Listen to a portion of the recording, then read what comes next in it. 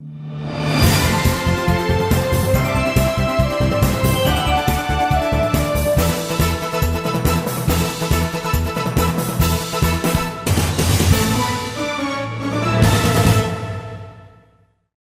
dear folks. Welcome to the show, Jack Chow, Northeast West Show with the G&E Studio. This year, 2015, marks the 70th anniversary of the victory of the World War II, anti-fascist war, won by human race altogether.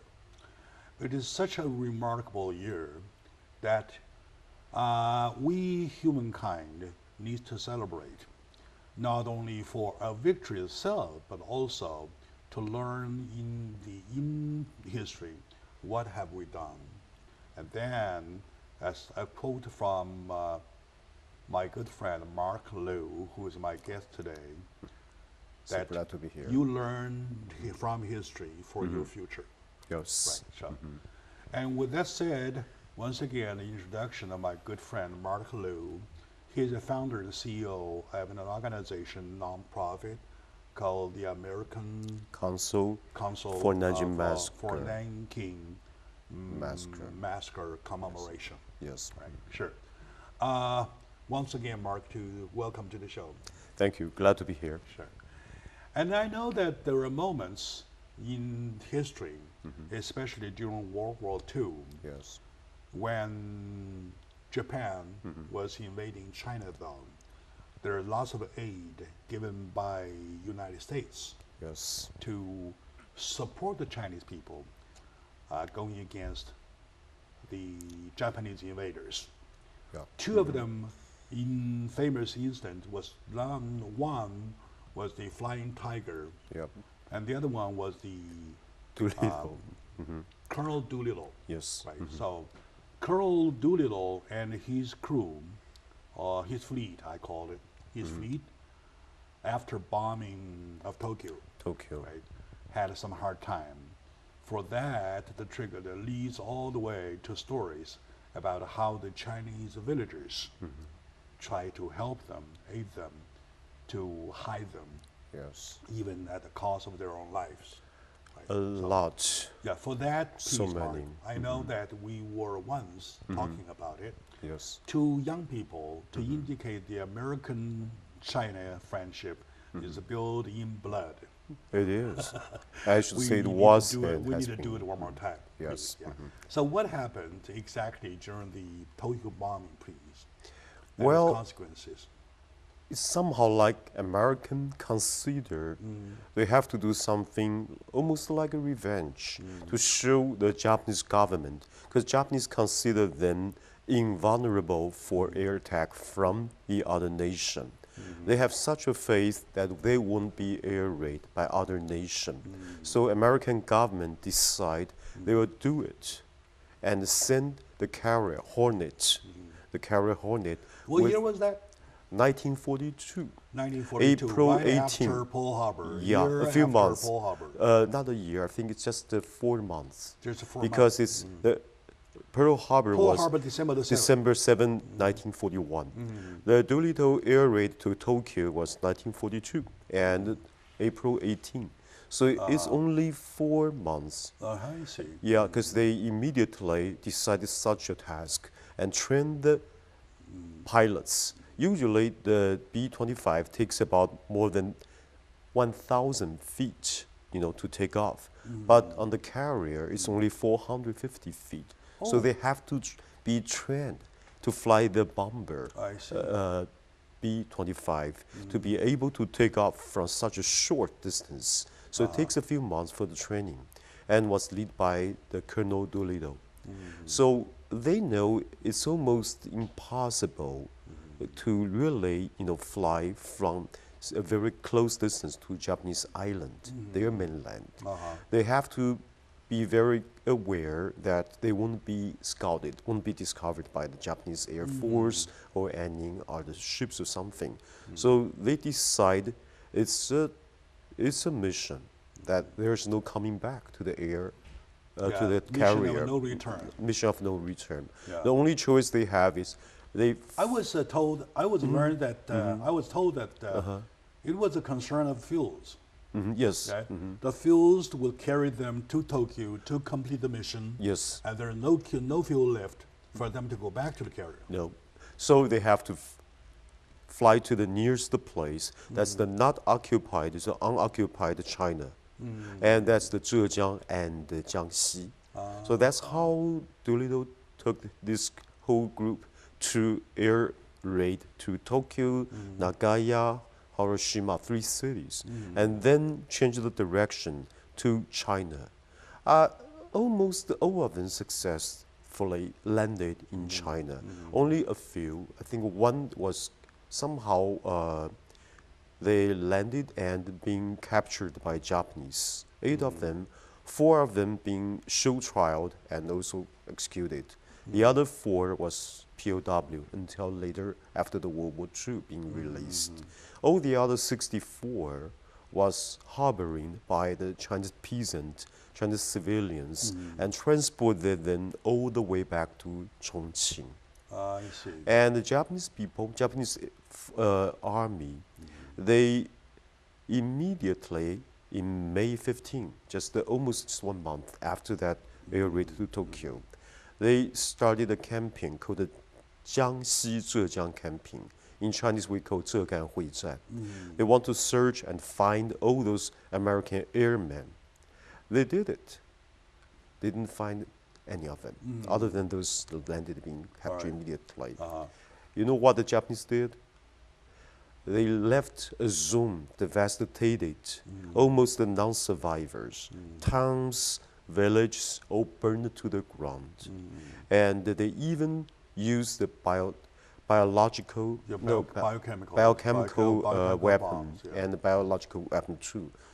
According to the records, even Japanese soldiers, 10,000 of them were ill because of the rebound of those biological affected, and 1,700 were dead.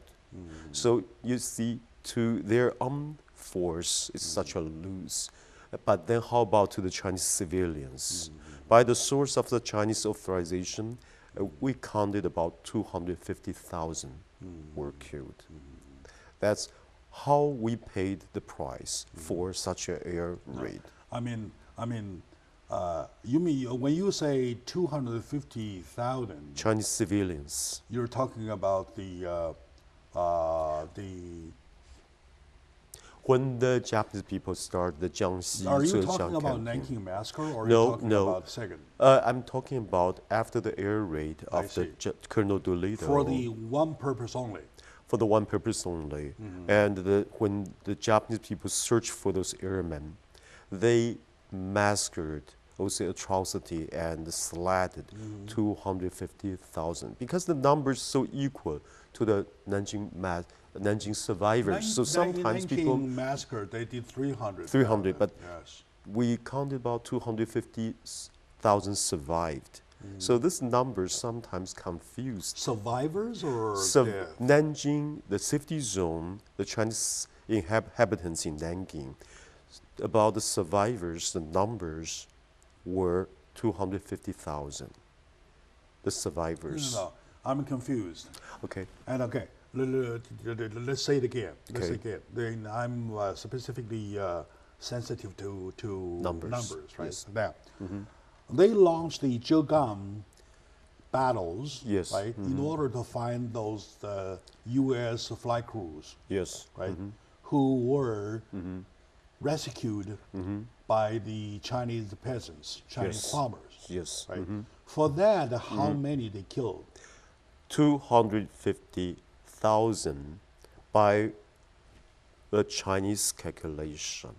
The number They killed 250,000? 250,000. So many towns, villages, and we couldn't have exactly, but somehow estimated 250,000. Okay, in you're the saying records. survivors. What do you mean by survivors? The survivors, 250,000, was about in Nanjing when John Rabbi established the okay. safety zone. No. Let's talk about the Zhejiang, Zhejiang, Jiangxi, the battle. that battles.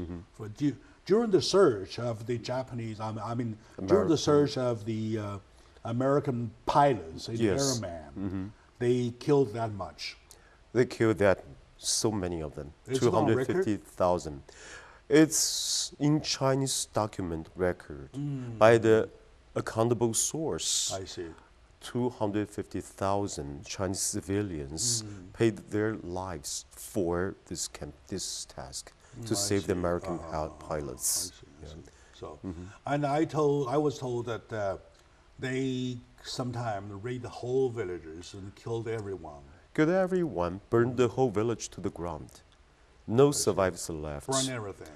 Burned everything, killed everyone. A 17-minute video showcasing the tortures of Nanjing people by Japanese soldiers. The cameraman was John McGee, a then 53-year-old U.S. missionary who risked his life to record history. Nanjing was China's capital back in 1937, and the Japanese army's invasion at the time inflicted a ruthless massacre and inhumane treatment on its people. Dead bodies could be seen everywhere, from ponds to farming land. That's how the revenge of the Japanese. Was that the slogan, destroy all, of that time? Japanese always do that. But you know something? The commander-in-chief about the Zhegan battle, or the campaign, was Shunruk. They called, I don't quite remember, I only remember the last name was Hata. Shunruko Hata. He was later captured after World War II. In 1948, he was tried and sentenced to lifetime in prison. But he was also paroled in 1954. So he only paid 6 years of his lifetime in jail. But he commanded such a cruelly massacre of 250,000 Chinese people. How do Americans, especially American pilots, airmen, value the rescue of the Chinese villagers? By Doolittle's granddaughter, she again and again gave the grateful and gratitude to Chinese people who helped her father and saved all those pilots that they could. I see. And all those records, we should find out more, because right now we don't have enough documentary records. Surely every one of them gratitude and grateful to the people who harboring them and transport them all the ways by guerrillas and the Chinese army, Chinese people, send them back until to the Chongqing. 64 of them survived. I see, I see. All right, so did Colonel Doolittle make it back to the United States? Yes. He did? He did. He did. I think we should have a monument for him. Right now, I'm trying to search, because flying tigers, there are so many museums and monuments to commemorate their deeds. Yeah. But Let's talk about the flying tigers later. Okay. And let's see if we can focus on this Tokyo bombing, right? So, Yes. what do you think? What's your evaluation about the bombing to Tokyo contributed to the ending of World War II, Let's to the say defeat? it's of Japan? magnificent, because after the Tokyo air raid by the Colonel Doolittle, Japanese people, especially their government, also those commanders, feel somehow like they would do another, like Pearl Harbor attack to American. Since the air raid was in 1942, April 18, a year later, they hastily tried to do as soon as possible to start another attack to American harbor in Pacific. That's the Midway Island. We all Midway know Island, that. Yeah. yes. So people thought the air raid in Tokyo made Japan do that plan in a hasty way. They try to do as soon as possible, so it's not really well planned. That's how the Japanese Midway, somehow the battle of Midway was a turning point of the Pacific War. So air raid to Tokyo, Nagaya, and some other cities by the Doolittle contribute such a big and magnificent turning point to the Pacific War. In other word, to the Pearl Harbor bombing committed by the Japanese, Yeah. 1941, on the December day of the 7th, Yes. 7th of the December. For that, we did our revenge twice. Number one revenge is the one of the Tokyo bombing, Yes. right? That made them learn the first lesson. And number two is the 1945 bombing of those two gifts that we gave them. Am I right? Yes. Those ended together, ended the war. Yes. So, and then it shows in the last, I mean, the historical incident, it shows that Chinese did their part, right, to rescue the American pilots. We sacrificed almost, you cannot imagine such a big sacrifice. They said at the very beginning when American got this idea about let those pilots, after the bombing at Tokyo, then fly to China. Chiang Kai-shek was so reluctant to promise because he knew if those pilots landed and launched in China, later on, the Japanese people, the Japanese army would do crucially and the massacre of the area. Okay. Now today with Mark Liu, we're trying to dig out a whole piece from history that was in year of 1942 when the United States decided to bomb Tokyo. Actually, we did bomb Tokyo. And after that bombing, which was called a mission of no return because of the distance from the aircraft carrier to the destination of bombing, there is no fuel for them to come back. So that was called the mission of no return. After that, they landed inside China, somewhere in Zhejiang, and Jiangsu and Jiangxi area, where the farmers, local farmers, rescued the American friend and hid them from the Japanese search. Yes. Right, try to revenge. So let's take a short moment. When we come back, we'll find out from there. There's a second story known as the Flying Tiger. Let's see what that did to the war ending. Stay with us, please.